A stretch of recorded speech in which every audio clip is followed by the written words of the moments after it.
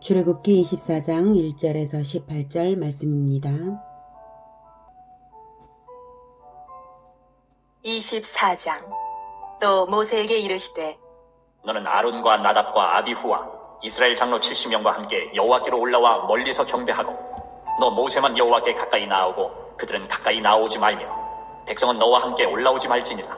모세가 와서 여호와의 모든 말씀과 그의 모든 율례를 백성에게 전하매 그들이 한 소리로 응답하여 이르되 여호와께서 말씀하신 모든 것을 우리가 준행하리이다.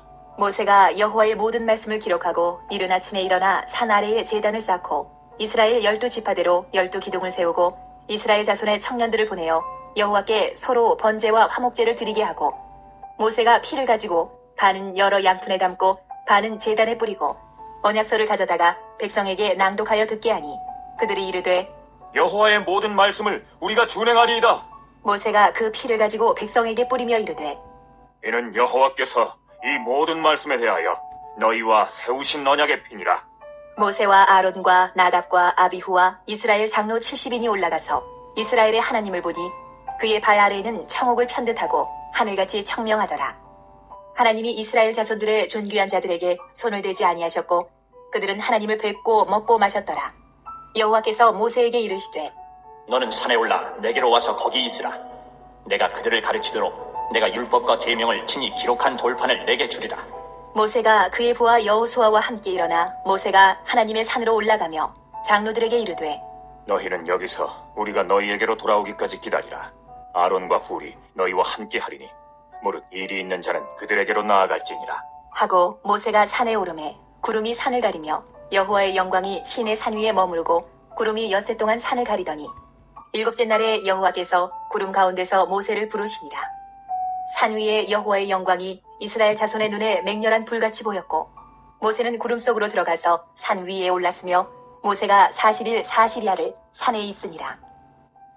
사랑하는 형제 여러분, 9월 21일 월요일 새벽 묵상에 오신 것을 환영합니다. 19장에서 24장은 이스라엘 역사의 공식적 출발인 시내산 언약 체결 기사입니다. 그중 20장 1절에서 23장 19절까지는 율법 조항의 기록이었죠.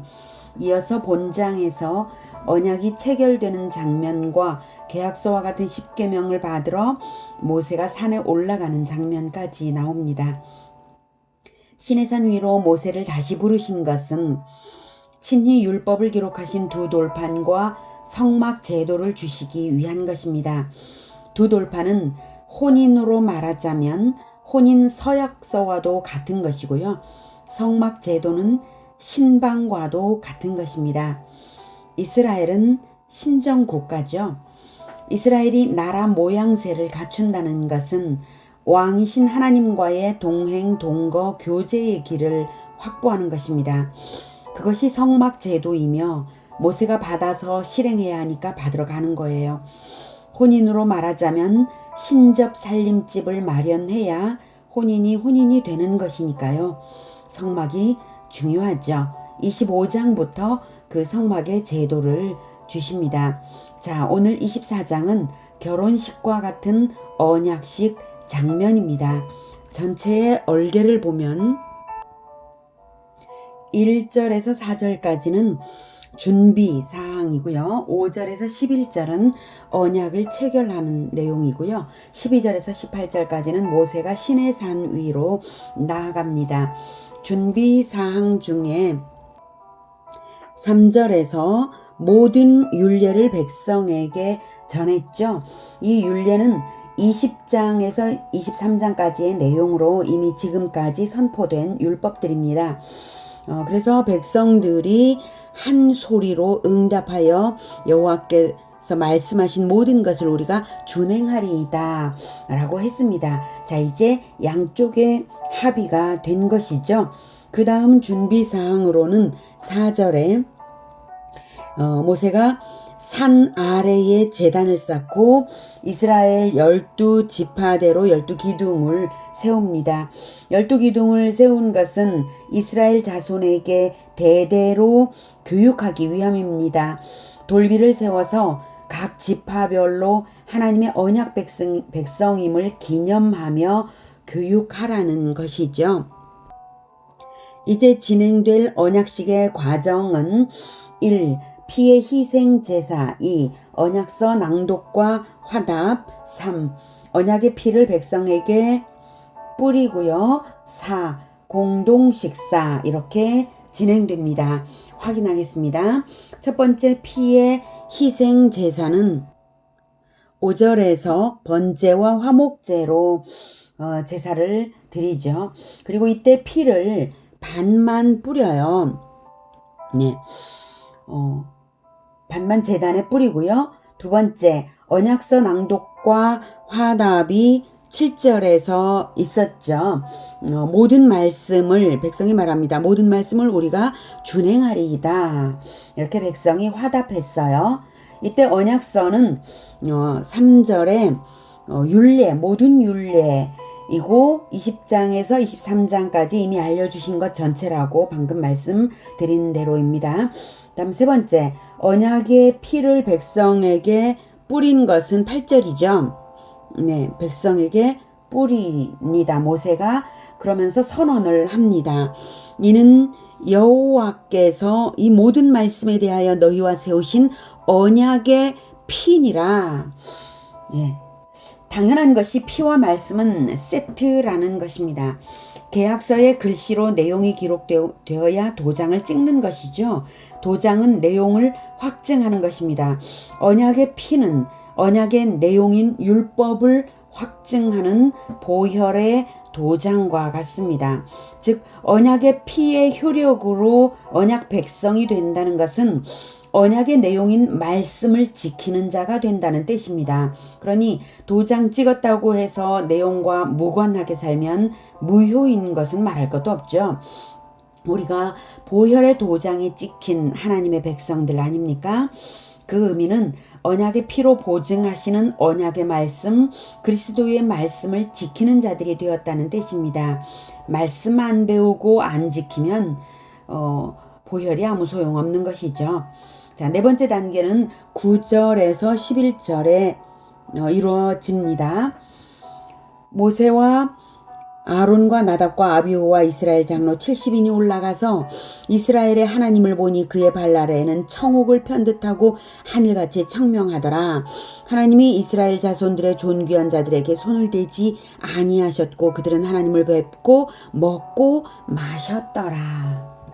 죄인으로서는 불가능한 하나님과의 교제가 언약 안에서 이루어지는 모습입니다. 이스라엘의 대표들이 거기서 만난 하나님은 아마도 구약에서도 자주 등장하시는 하나님의 사자, 즉 그리스도라고 저는 생각합니다. 예수 그리스도께서 십자가 지시기 전날 밤 성찬을 베푸시며 이것은 많은 사람의 죄사함을 위하여 흘리는 나의 피, 언약의 피다 하시며 포도즙을 주셨지 않습니까? 그들의 공동 식사에는 그와 같은 의미가 있는 것입니다. 훗날 언약을 위반한 백성을 대속하는 것이 그리스도의 죽음으로 나타날 수밖에 없었죠. 언약에 신실하신 하나님이 자기 아들의 피로 행하신 언약 성취인 것입니다. 그리고 12절 이하는 백성을 가르치도록 율법과 계명을 친히 기록한 돌판을 주시기 위해서 모세를 부르신 내용입니다. 돌판은 하나님이 친히 준비하셔서 교육을 위해 주시는 것입니다. 모세도 백성을 교육하기 위해 12기둥을 세웠죠. 같은 목적인데요. 하나님은 직접 율법과 계명을 친히 기록해 주시는 것이고요. 이 율법과 계명을 기록한 돌판이 지금은 어디에 있나요? 지금은 그 돌판은 없지만 하나님이 우리에게 성령을 보내셔서 성경을 깨닫게 하시고 우리 마음의 돌판에 새겨주십니다. 고린도후서 3장 3절 말씀, 너희는 우리로 말미암아 나타난 그리스도의 편지니 이는 먹으로 쓴 것이 아니요 오직 살아계신 하나님의 영으로 쓴 것이며 또 돌판에 쓴 것이 아니요 오직 육의 마음판에 쓴 것이라. 그러니 예수 제자로서 배우고 후손에게 제자와로서 계명을 영혼에 새기는 일을 계속해서 해나가야 할 것입니다. 이것이 보혈의 도장을 새기는 것과도 같은 일입니다. 말씀과 보혈은 한 세트입니다. 늘 영혼에 새겨진 하나님의 말씀으로 기쁨 충만하시기를 축복합니다. 기도하겠습니다. 보혈의 피 흘리심으로 우리와 언약을 맺어주신 하나님 감사합니다. 마치 우리와 혼인관계와도 같은 그 행복한 언약식을 맺어주셨사오니 우리가 우리의 마음에 하나님의 계명, 하나님의 율법을 새기고 또 새기면서 우리가 그것을 지키면서 이 귀한 언약을 지켜나가고자 합니다. 우리로 하여금 늘 말씀을 깨닫게 하시고 이것을 지켜나가는 발걸음을 인도하여 주시옵소서. 그리고 계속해서 제자화로서 언약 백성의 계보가 이어져 가도록 하나님과의 언약이 이어져 가도록 우리를 지켜주시옵소서. 예수 그리스도 이름으로 기도드립니다. 아멘. 이어지는 시간은 개인 기도 시간입니다.